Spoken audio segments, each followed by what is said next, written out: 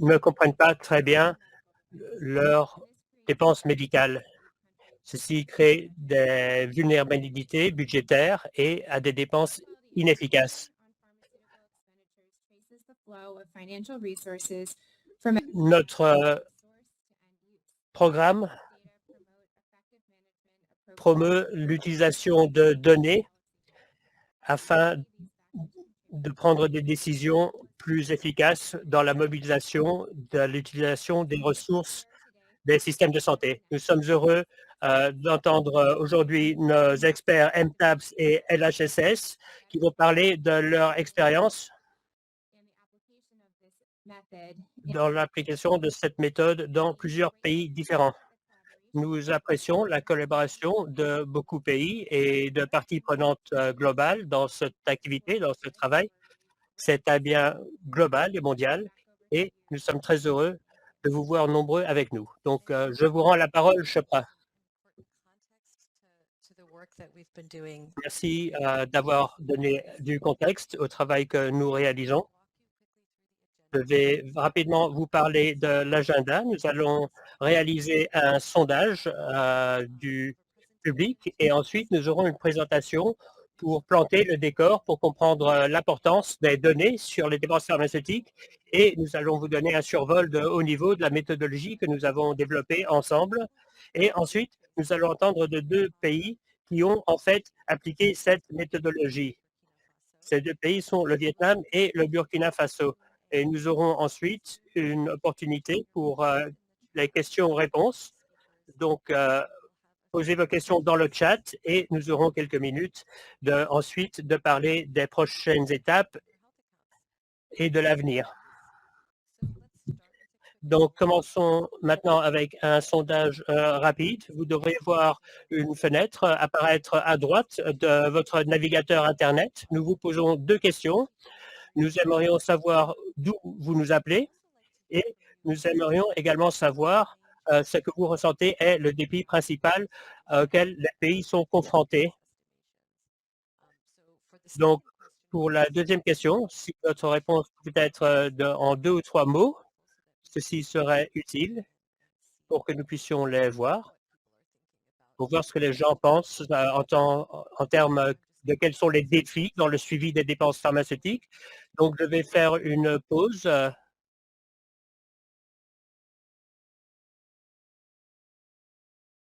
Pour vous donner l'occasion de répondre à ces questions.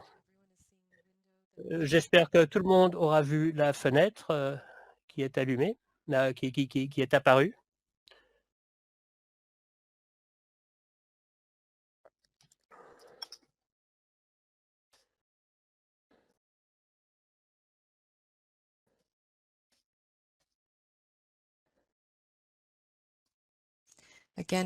Encore une fois, si vous venez de nous rejoindre, nous répondons actuellement à quelques questions de sondage. Donc, dites-nous d'où vous nous appelez et dites en 2 ou 3 mots quels sont les défis principaux auxquels les pays sont confrontés dans le suivi des dépenses pharmaceutiques, dans les estimations de dépenses de la santé.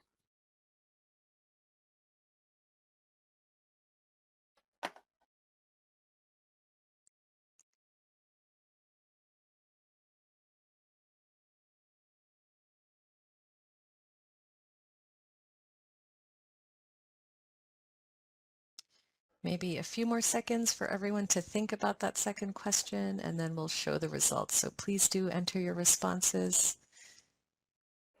And Kayla, maybe in a few seconds you can share the results on the screen, please.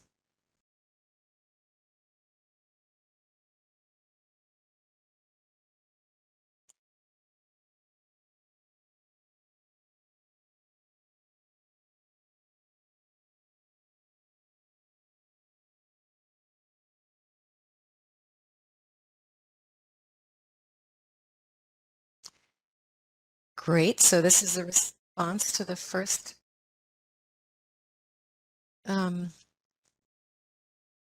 Voici donc les réponses à la première question. Excusez-moi, j'ai eu un petit problème technique. Donc, voici les réponses à la première question. Je voyons un nombre des participants, un bon nombre nous appellent des États-Unis et du Royaume-Uni. Bienvenue à tout le monde. Je suis également très intéressé de voir les autres pays, des gens qui nous rejoignent du Myanmar, de la Bulgarie, de l'Allemagne, tous dans des fuseaux horaires différents. Je vois la Roumanie, je vois Haïti. Donc, bonjour à tout le monde et merci de nous avoir rejoints. Voyons donc les réponses à l'autre question.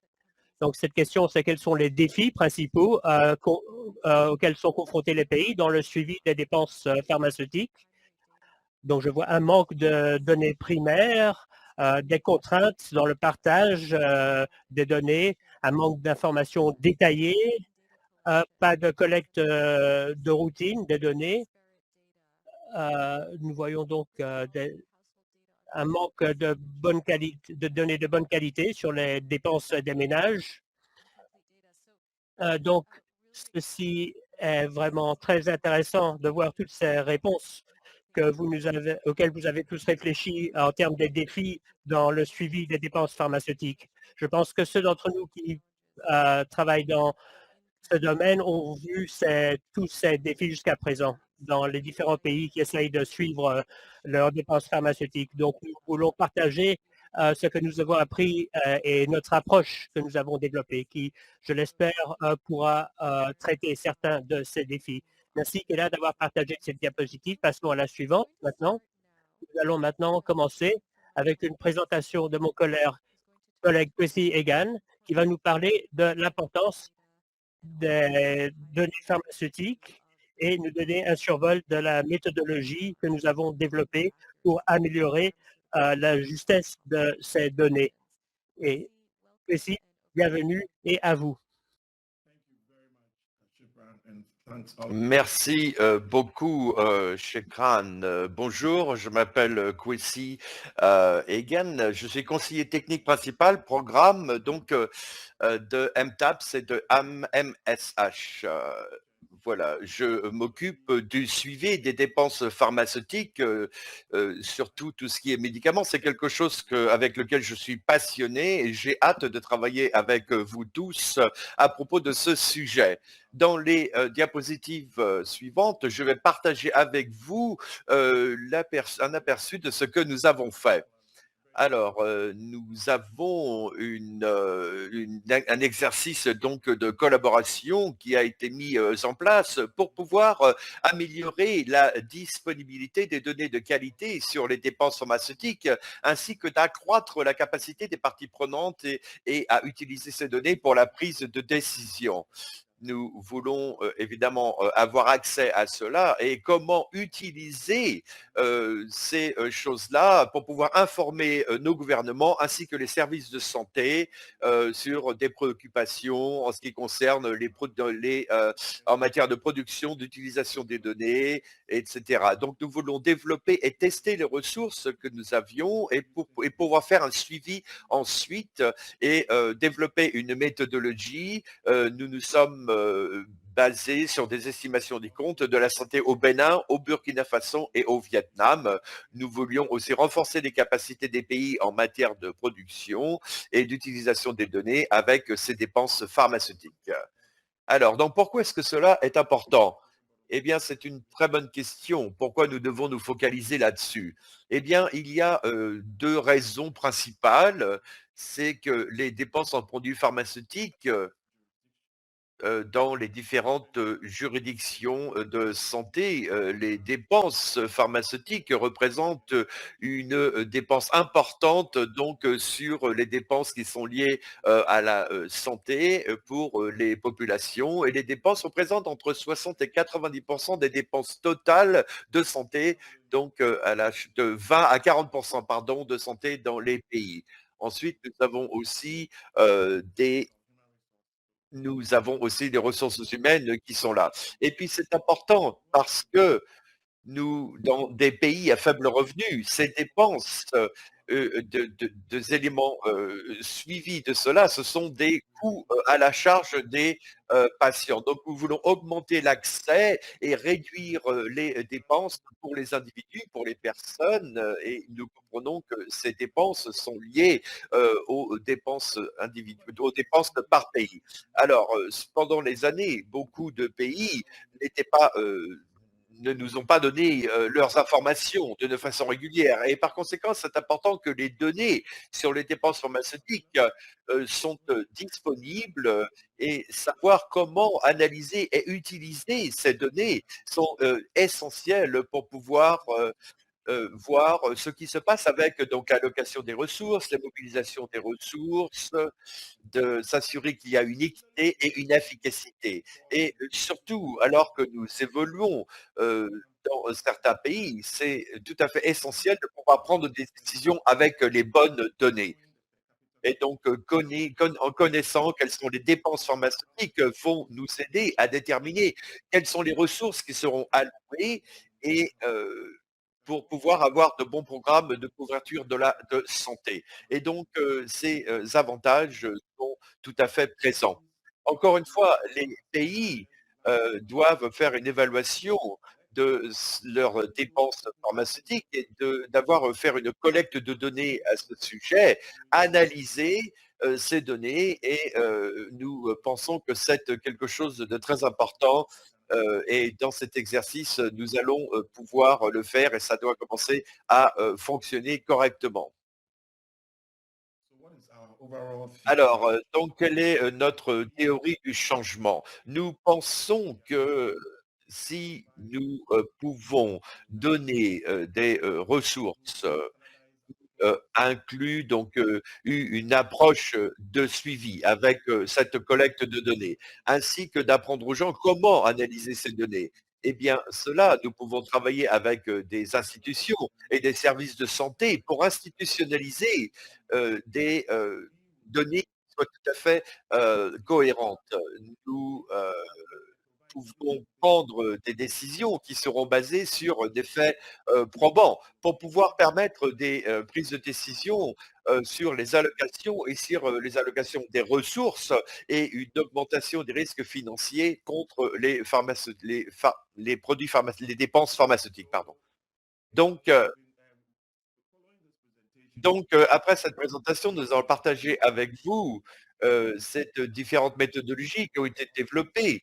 Mais évidemment, je voulais vous montrer le paysage d'ensemble, de voir quelles étaient les lignes directrices à ce sujet-là. Donc, il y a plusieurs étapes de 1 à 5. La première étape, c'était la planification et les préparations.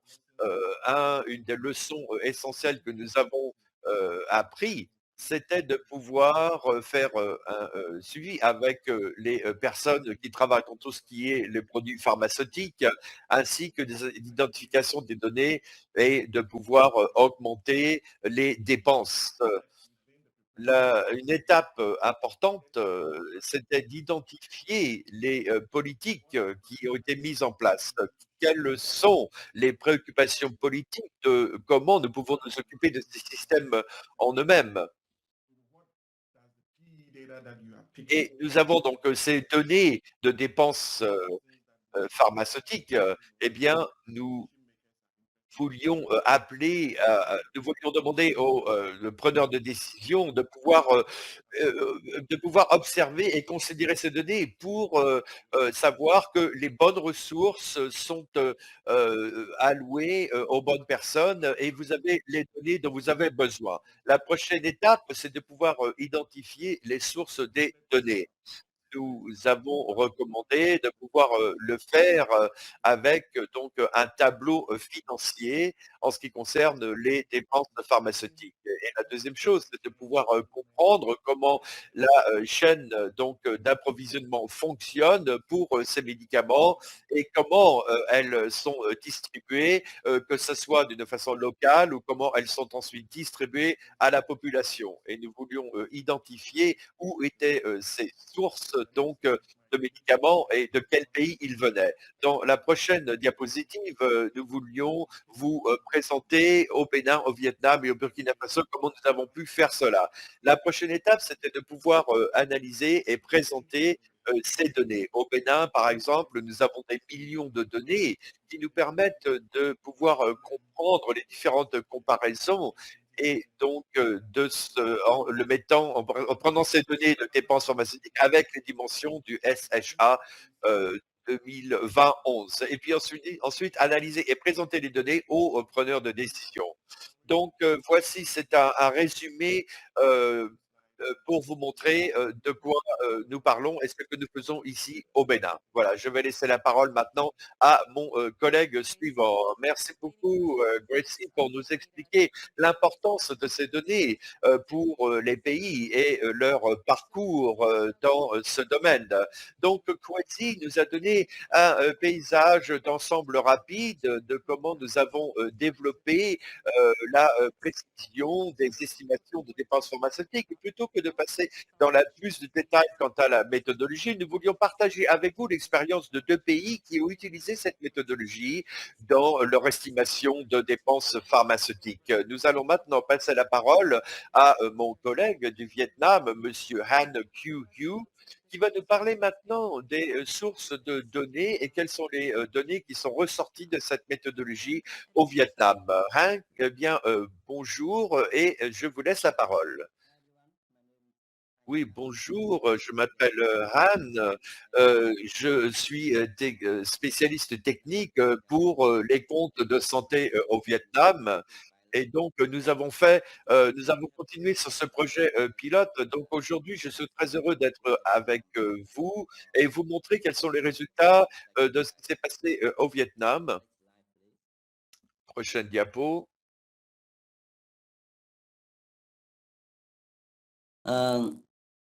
Vietnam Metropolis is very interested in the Le Vietnam a pu faire un suivi des dépenses donc pharmaceutiques entre 2018 et 2019 et cela donc faisait partie du programme que nous avions mis en place et donc nous avons fait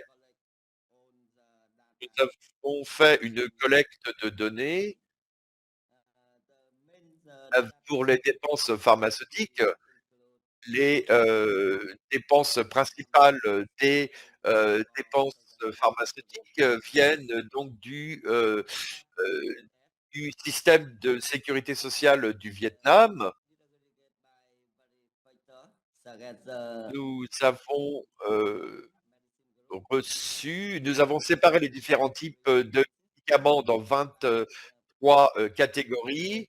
Et donc, nous avons aussi observé quels étaient les prestataires de santé, les hôpitaux, les cliniques privées, ainsi que les centres de santé privés. Et avec toutes les fonctions donc, du système de santé, eh bien, nous avons donc séparé cela par groupe. Nous avons fait donc de 5 à 15 et de 15 à 39 et 39 à 60 et au-delà de 60. Mais entre-temps, nous ne pouvions pas obtenir les dépenses pharmaceutiques par ce groupe et par donc les médicaments. Et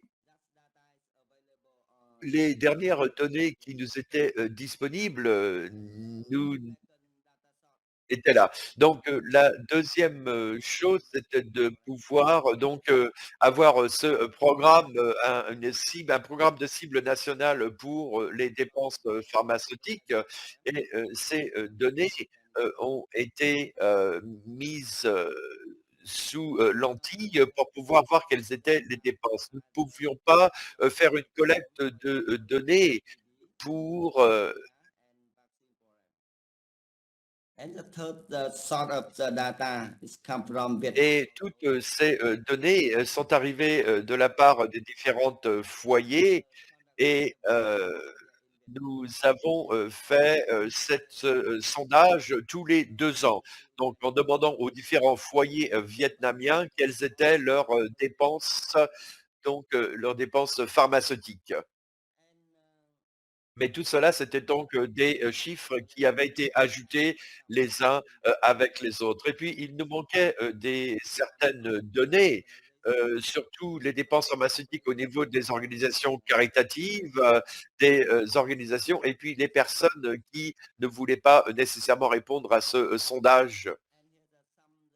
Et donc, voici quelques résultats, de la part, de qui sont ressortis de ce sondage au niveau des dépenses pharmaceutiques, de l'assurance, santé, sociale du Vietnam. Vous avez donc, les dépenses pharmaceutiques, au, Vietnam, c'est plus de 90 de, la population, qui est, couverte pour, nous avons donc, 30% vient de 30 des dépenses viennent du système de sécurité sociale, donc au Vietnam et nous avons 27 groupes de, médicaments et donc, mais pour le, sondage, nous voulions les séparer en 5 différentes catégories et donc, ces 2 derniers groupes de médicaments en 2019 et vous pouvez le constater, les, médicaments, antiparasitaires et antibactériens, représentent, plus de 8 000 milliards, de, dong vietnamiens. Nous avons donc, 350, millions de dollars, américains et donc ceux-là, ce sont pour les dépenses, c'est donc, la suivante, l'étape suiv le 2e, c'était les médicaments antinéoplastiques et les immunosuppresseurs et ça, c'est, environ, 500 000 millions, de, dong vietnamiens. Donc, ça représente environ 50 et nous avons donc, des, médicaments, cardiovasculaires, qui en représentent environ 30. Puis vous avez les minéraux et les vitamines, qui représentent environ, 2 209 dong vietnamiens, qui représentent environ 100 millions de dollars. Et puis vous avez aussi les médicaments, gastro-intestinaux qui représentent 2 158 milliards de dong vietnamiens. Et puis vous avez d'autres, données qui sont ressorties, les médicaments pour le traitement des maladies urologiques et les, diurétiques qui représentent un tout petit, montant, des dépenses pharmaceutiques. Ce que nous avons trouvé au niveau des dépenses, pharmaceutiques, au Vietnam, donc c'est ce que nous avions constaté. Et puis, le deuxième chose qui est ressortie de ces données, eh bien, c'était, les dépenses pharmaceutiques par habitant de la, SHI par province en 2019 et au Vietnam, ça représente 63, provinces. Donc nous avons le moyenne par, habitant, des dépenses de santé. Donc vous voyez, ça représente 322 254 dong vietnamiens. Donc c'est équivalent à environ, à 30,6 millions de dollars. Et puis, il y a aussi d'autres, trouvailles que nous avons eues. Donc nous avons, vu que les dépenses par capita par individu est bien plus élevée. Cela, c'était dû à la covid et ça, il y avait les, hôpitaux, les hôpitaux publics, peuvent, répondre aux besoins, des, personnes, qui viennent, et qui ont souffert de la covid et c'est la raison pour laquelle vous voyez que certaines de ces dépenses par, individu, ces dépenses pharmaceutiques par individu a vraiment augmenté, dans cette province. Voilà, donc ce sont les informations que je voulais donc, vous donner à propos donc de cela. Thank you, Hank. I'd now like to welcome Miss Na from the Health Merci, Hank. Je tiens maintenant à accueillir Madame Nga, Madame Vutina, qui nous rejoint. Elle va nous parler un peu plus du contexte du suivi des dépenses pharmaceutiques au Vietnam, les défis, l'utilité des données. Donc, bien sûr, bienvenue Madame Na.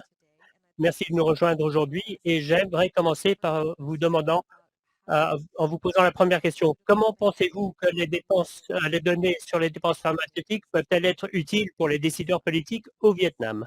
Prochaine diapositive. À vous, Madame Na. Merci beaucoup. Bonjour tout le monde. Je suis du ministère de la Santé au Vietnam et je réponds à cette question, comment les données de dépenses pharmaceutiques peuvent-elles être utiles au Vietnam? Tout d'abord, les données sur les dépenses pharmaceutiques nous permettent de suivre les indicateurs du plan stratégique pharmaceutique du Vietnam à l'horizon 2030. Deuxièmement, les données d'EP peuvent permettre d'évaluer les tendances de la part des produits pharmaceutiques dans les dépenses totales de la santé. Elles nous permettent de comprendre plus de détails et c'est important pour les prises de décision.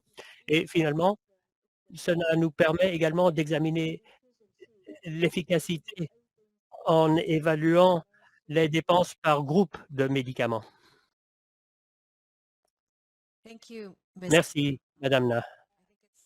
Je pense que c'est intéressant de voir comment les données sur les DP peuvent être utiles dans un pays spécifique. Je pense que ce sera différent dans chaque pays selon les priorités politiques dans les différents pays, dans les différents plans stratégiques pharmaceutiques. Donc, c'est intéressant d'entendre la perspective du Vietnam. Maintenant, si vous pouviez nous parler un peu des principaux défis auxquels vous avez été confrontés en essayant de suivre les dépenses pharmaceutiques pour la première fois au Vietnam. Oui, je vais vous parler donc des principaux défis. C'est la première tentative de suivi des DP au Vietnam et c'était quelque chose de nouveau pour nous. Le système d'information n'existait pas encore dans le système de santé.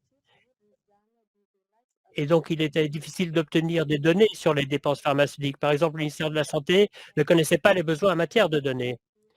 Cela représente également une charge supplémentaire pour la sécurité sociale du Vietnam d'extraire les données sur les dépenses pharmaceutiques. Et nous avons également été confrontés à la difficulté à définir les questions politiques au départ, sans idée de ce à quoi ressembleront les données, en fait. Nous savons que les dépenses pharmaceutiques sont quelque chose que nous n'avons pas encore suivi. Donc, cela représentait une grande charge pour la sécurité sociale. Le personnel a dû mettre des heures supplémentaires pour obtenir et entrer les données recueillies sur ces dépenses.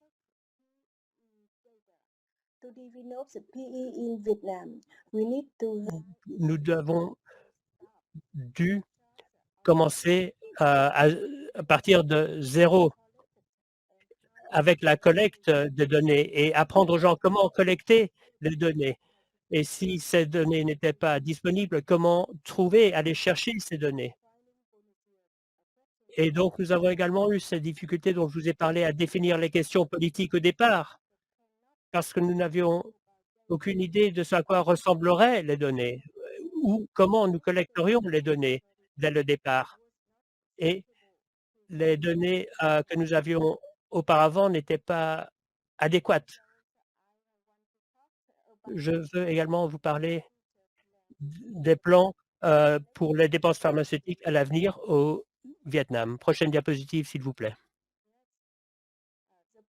Donc, le rapport sur les dépenses pharmaceutiques va nous aider à sensibiliser les décideurs politiques et les agences qui possèdent ces données à l'importance du suivi des dépenses pharmaceutiques. Et il nous faut continuer à suivre ces dépenses pharmaceutiques à l'avenir parce que c'est une base scientifique pour les prises de décision. Et pour améliorer la collecte de données, nous avons besoin d'aide des bailleurs internationaux pour former des collecteurs de données et l'équipe des comptes de la santé aux méthodes de collecte et de classification des données. Et nous devrons ensuite discuter d'approches potentielles pour des estimations plus détaillées des dépenses pharmaceutiques personnelles liées aux médicaments d'ordonnance.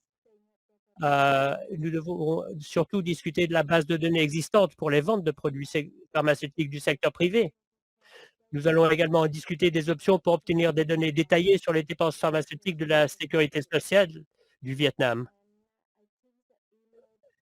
Et je pense que la prochaine étape immédiate sera d'organiser un atelier politique pour présenter les données aux décideurs du secteur pharmaceutique.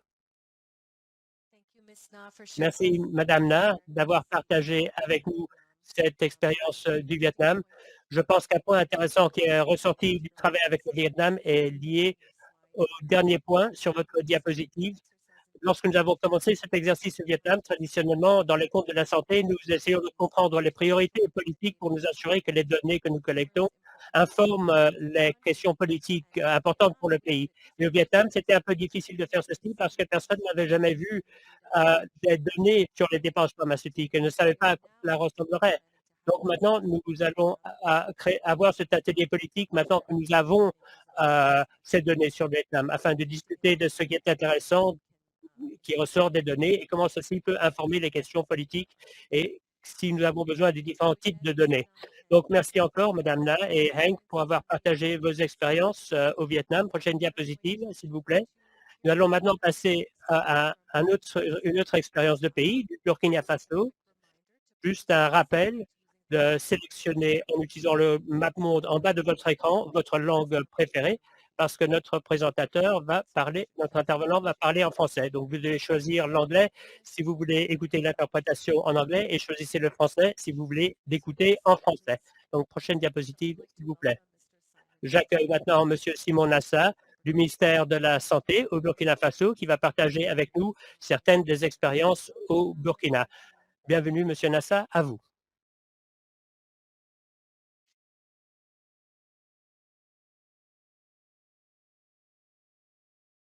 Monsieur Nassa, nous ne vous entendons pas. Oui, bonjour, et moi c'est Nassa Simon, je suis le point focal des comptes de la santé du Burkina. Alors, c'est un honneur pour moi de présenter l'expérience du Burkina Faso dans la réalisation de l'étude sur les dépenses pharmaceutiques. Alors, je commence par l'importance de cette étude. Il faut dire que l'étude sur les dépenses pharmaceutiques, alors le Burkina a fait l'expérience en 2018, pour l'exercice 2018. Alors, cet exercice permet de répondre à un certain nombre de questions politiques prioritaires. Alors, lorsque nous prenons par exemple la mobilisation des ressources, l'étude nous permet par exemple de savoir si les dépenses dans les produits pharmaceutiques sont adéquates dans les produits pharmaceutiques. Alors, on peut aussi se poser la question de savoir si l'augmentation de ces dépenses-là répond bien à la demande de la population, si toutefois l'étude est réalisée de façon annuelle. Et sinon, quel est le gap à combler si toutefois les partenaires se retiraient de cette étude? Alors, on peut, au niveau par exemple de l'allocation des ressources, se poser la question de savoir si les dépenses pharmaceutiques reflètent bien les priorités en matière de politique de santé. Autrement dit, est-ce que ce ne sont pas les ménages qui supportent plus ces dépenses-là? Alors, s'il y a une partie de la population qui manque de couverture sanitaire, comme c'est le cas par exemple au Burkina Faso. Alors, et enfin, on peut, au niveau de l'efficacité, se poser la question de savoir quels sont les principaux facteurs de croissance sur les dépenses pharmaceutiques. Alors, donc, voici autant de questions qui pourraient aider à répondre à cette étude-là. Next. Next, suivant. Alors, pour collecter ces données, alors nous avons utilisé en fait 3 sources. Pour les données du public, alors les données ont été collectées auprès de la centrale d'achat des médicaments génériques. Il faut dire qu'au Burkina, alors c'est cette centrale-là qui distribue les produits auprès des districts et des hôpitaux publics. Alors, au niveau du privé, nous avons collecté les données auprès de l'Agence nationale de la régulation des produits pharmaceutiques. Alors, cette agence-là, à travers cette agence, à tous les privés importent en fait les produits au niveau du pays. Et aussi au niveau de certains projets et programmes du ministère de la Santé, alors nous avons aussi collecté ces données parce qu'il y a des partenaires ou des firmes pharmaceutiques qui fournissent directement les produits à ces projets et programmes-là. Donc, en tout, nous avons eu plus de 100 000 lignes de données à traiter. Mais notez bien que dans cette collecte-là, il y a une phase de triangulation qui est faite pour éviter les doublons. Next. Suivant. Voilà, donc de façon résumée, voici les résultats auxquels nous aboutissons. On voit qu'en termes de chiffrés, ce sont les anti-ARV, les ARV, les antipaludiques, et puis les vaccins qui sont les plus importants en termes de dépenses. Ensuite, vous avez le second groupe, qui sont les maladies non transmissibles, les produits contre les maladies non transmissibles, et puis les produits contre les diseases of digestive system, et puis la carence nutritionnelle, la fibrose lymphatique, les hypertensive disease et les maladies respiratoires. Donc, voici le second groupe qui consomme beaucoup plus de ressources dans le système.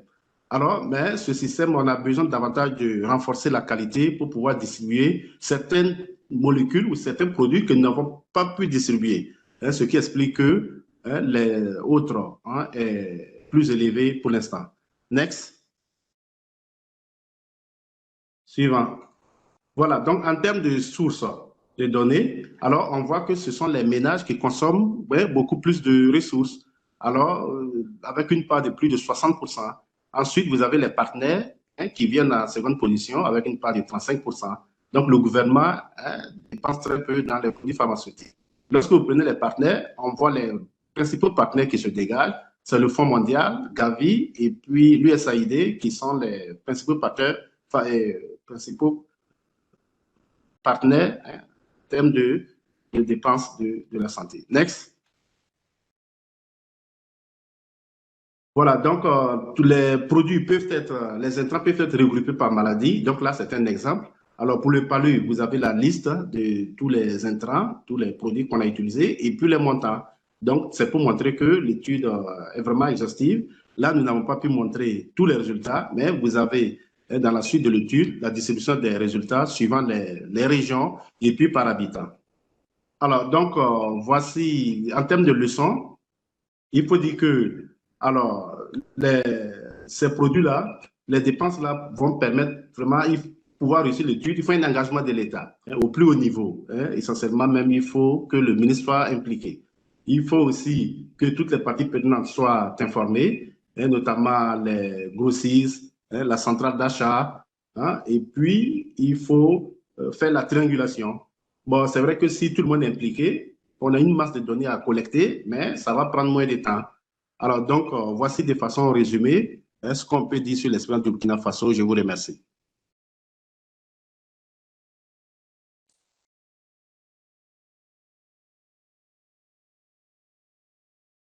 Merci Nassa d'avoir partagé les expériences du Burkina et c'est très intéressant de voir les données qui ressortent de votre exercice. J'ai quelques questions pour vous également. Je pense que vous avez déjà répondu à la première sur comment ces données peuvent être utiles pour les décideurs dans votre première diapositive où vous avez montré les questions politiques prioritaires. Donc, je passe à la deuxième question et je me demandais si vous pouviez nous parler un peu de certains des défis principaux auxquels vous avez été confrontés lors de cet exercice.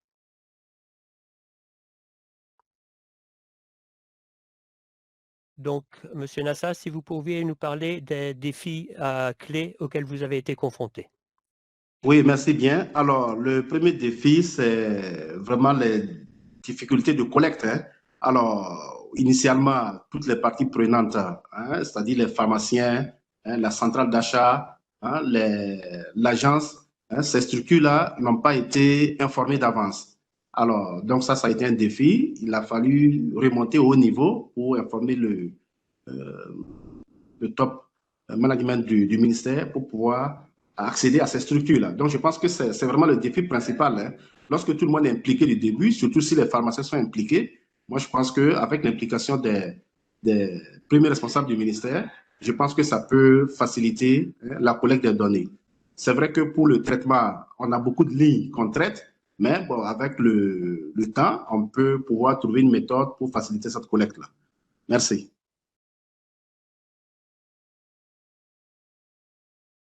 Merci, Monsieur Nasta. Je pense que c'est un défi fréquent auquel le Vietnam a également été confronté. L'accès aux données est parfois difficile et parfois également très sensible. Donc, très intéressant d'entendre une expérience similaire dans les deux pays. Pourriez-vous également nous parler un peu de quels sont les projets pour l'avenir du suivi des dépenses pharmaceutiques au Burkina? Oui, les projets pour l'avenir du suivi des dépenses. Je pense que dans la suite de l'exercice, on peut intégrer cette étude à l'exercice des comptes de la santé. Vous savez que le Burkina Faso élabore les comptes de la santé depuis les années 2003. Donc, nous sommes réguliers dans la production des comptes. Alors, mais les dépenses des produits pharmaceutiques intervenant dans les comptes de la santé ne sont pas assez désagrégés. Alors, donc, cette étude-là va nous permettre de désagréger davantage le volet dépenses pharmaceutiques dans les comptes de la santé pour mieux éclairer les décideurs, pour mieux les orienter sur des points stratégiques où ils peuvent prendre des actions. Merci. Thank you, Nasa. Merci beaucoup, Monsieur Nassa, et merci encore d'avoir partagé l'expérience du Burkina. Prochaine diapositive. Il est maintenant l'heure de notre session questions-réponses. Donc, j'espère que vous avez tous tapé vos questions dans le chat alors que nous écoutons vos présentations. Les visages que vous voyez ici vous sont familiers. Vous avez tous entendu, sauf mon collègue André Zida, qui est un directeur de programme. C'est un collègue technique clé au programme MTAP. Donc, je dirige ma première question vers lui. André, pourriez-vous nous dire un peu sur votre expérience avec la compilation et l'organisation et la cartographie des données sur les dépenses pharmaceutiques au Burkina Faso? Bonjour tout le monde et merci Chipa. Eh bien, mon expérience dans la compilation et l'analyse des données d'épée au Burkina Faso et également au Bénin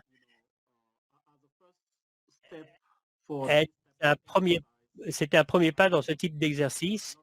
Il y avait beaucoup de défis auxquels nous avons été confrontés, savoir à qui parler, comment compiler les données, quelles sortes de variables maintenir. Il y a beaucoup de variables lorsque vous collectez les données. Et parfois, on peut se perdre dans le volume d'informations et également les doublons que nous essayons d'éviter alors que nous collectons et compilons ces données.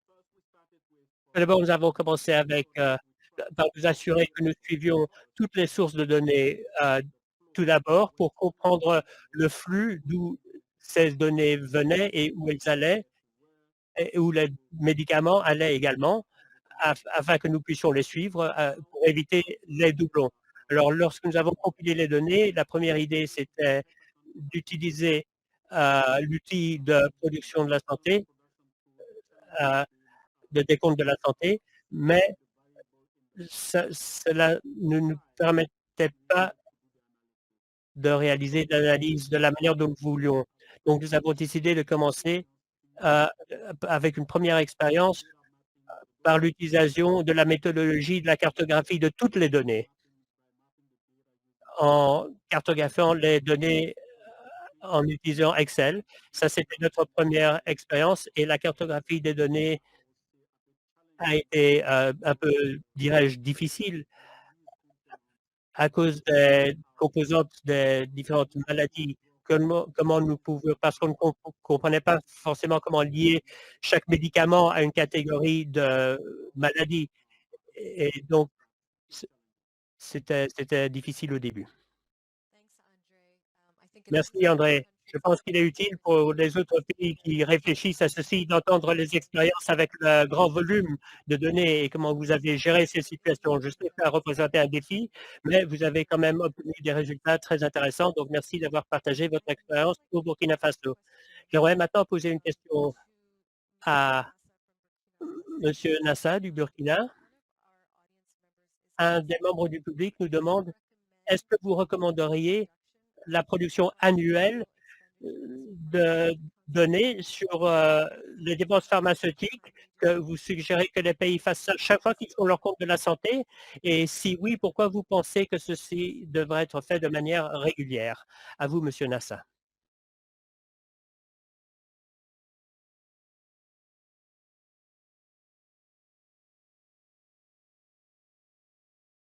À vous, Monsieur Nassa.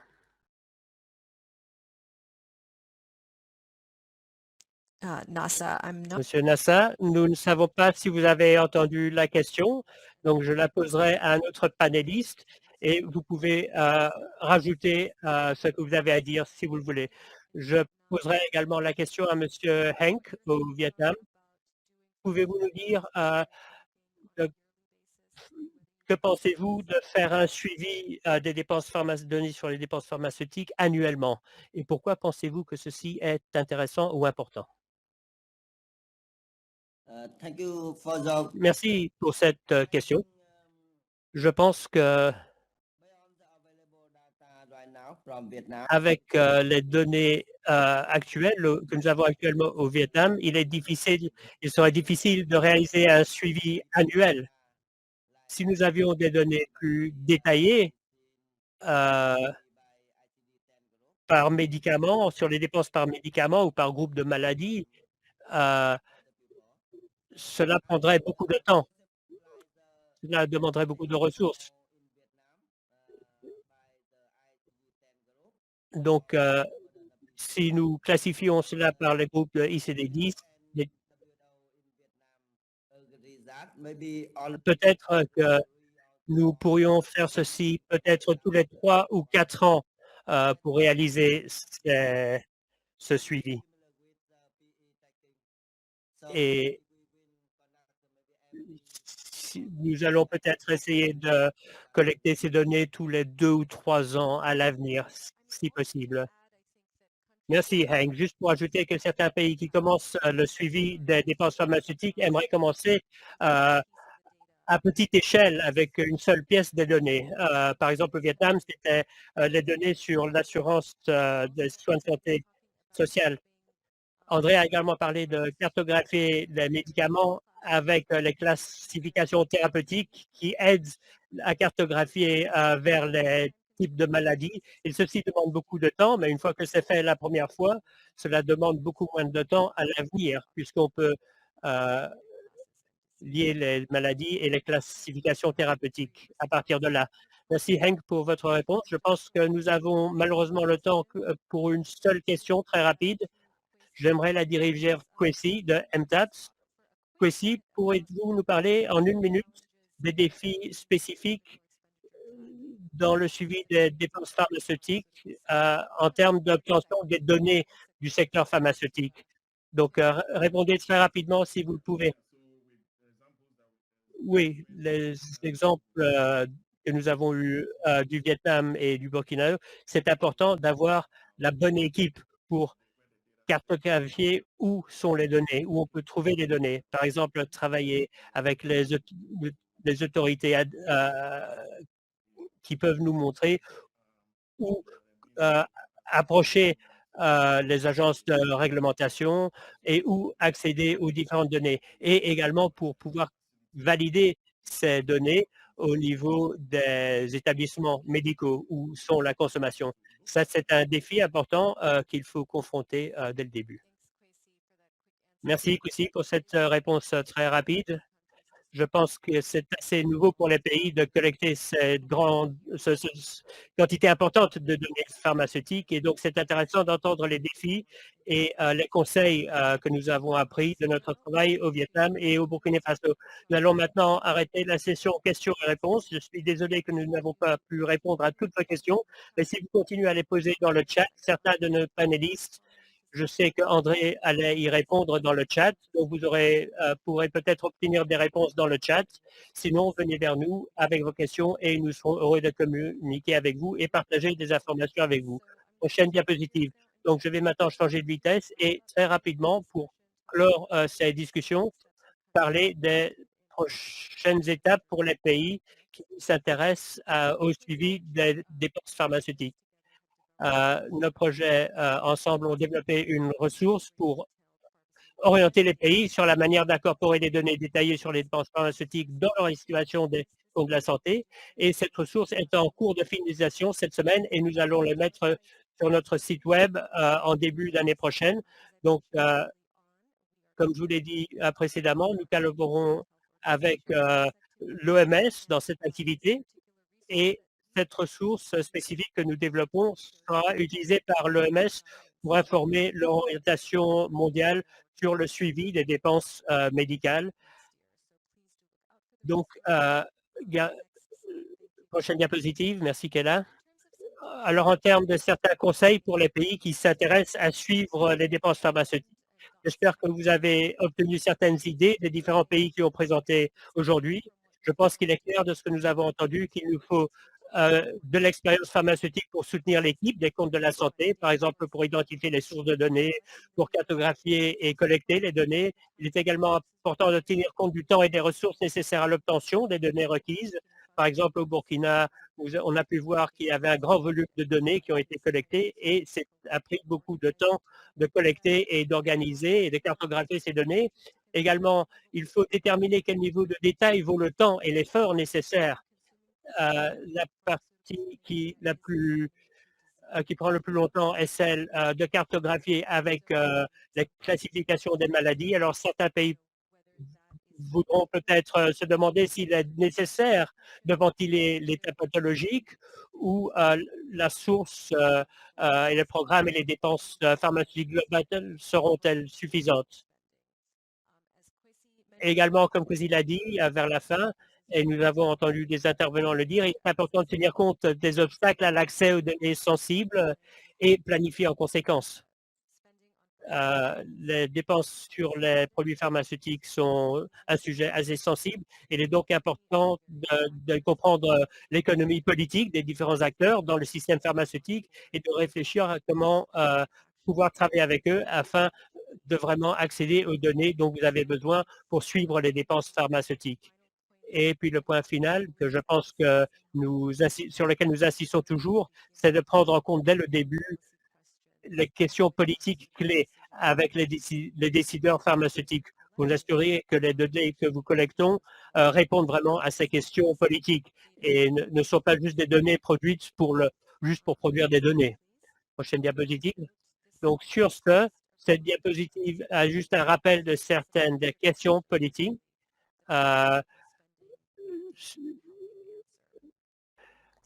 Donc, par exemple, il y a des questions organisées selon les domaines politiques. Vous voyez ici des questions sur le financement viable, sur les protections financières et sur l'efficacité.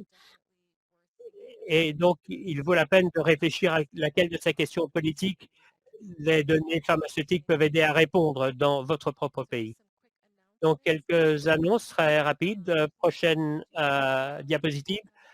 Donc, faites l'évaluation après ce webinaire, je vous en prie. Chacun d'entre vous recevra un enregistrement de ce webinaire aujourd'hui. Si vous êtes intéressé à apprendre plus sur nos projets, visitez les sites web de MTAPS et du LHSS et visitez nos sites web pour voir les ressources que nous produisons.